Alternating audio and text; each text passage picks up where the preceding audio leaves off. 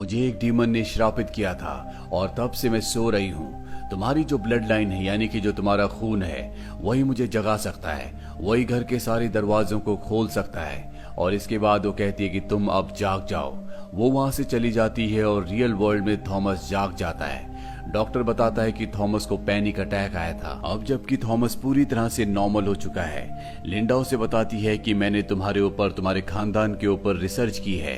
तुम किसी न किसी तरह से केसर गार्डन से पूरी तरह से कनेक्टेड हो और अगर तुम मुझसे दूर रहे तो तुम्हारी मृत्यु हो जाएगी। आज तक केसर गार्डन्स में जितने भी मेल्स हुए हैं, या तो उनकी मौत एक्सीडेंट से हुई है या उन्होंने अपनी जान खुद ले ली है। इसीलिए हमेशा तुम्हें उसी प्रॉपर्टी के, यानी कि केसर गार्डन्स के आसपास ही रहना होगा। इसके बाद ये दोनों के दोनों केसर गार्डन्स में वापस आ जाते हैं, जहां पर थॉमस लिंडा को वो खुफिया दरवाजा दिखाता है जो उसे इस घर में आने के बाद मिला था, लेकिन उसे नहीं पता होता कि इसे कैसे खोलना है।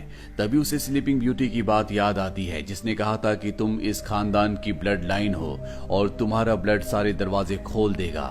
और जब वो अपना ब्लड उस दरवाजे पर लगाता है तो दरवाजा खुल जाता है। ये दोनों के दोनों नीचे जाते हैं, जहां पर एक प्राचीन किताब होती है। और जब ये उस किताब को खोलते हैं तो उस किताब में प्राचीन भाषा लिखी होती है।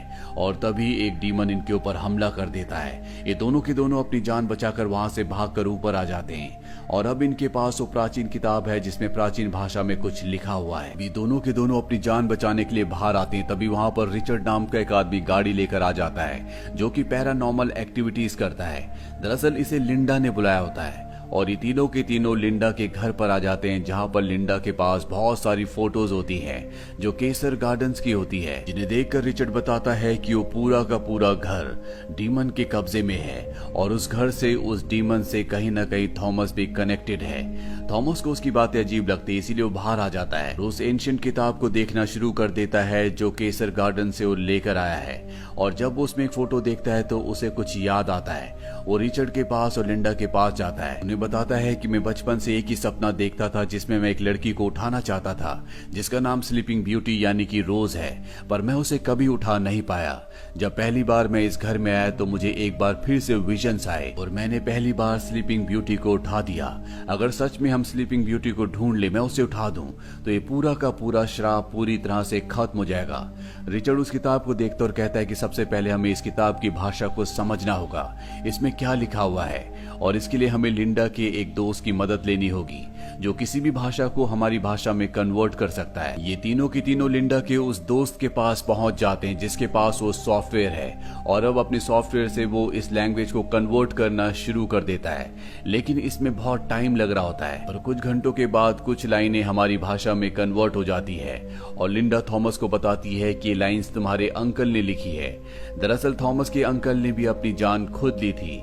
इसमें उसके अंकल ने लिखा होता है कि मैं अपने पूरे खानदान को एक ऐसे ट्रबल में डाल रहा हूं जिससे शायद वो कभी बाहर ना निकल पाए। मैं एक दुल्हन को एक शैतान के आगे सेक्रीफाइस करने जा रहा हूं।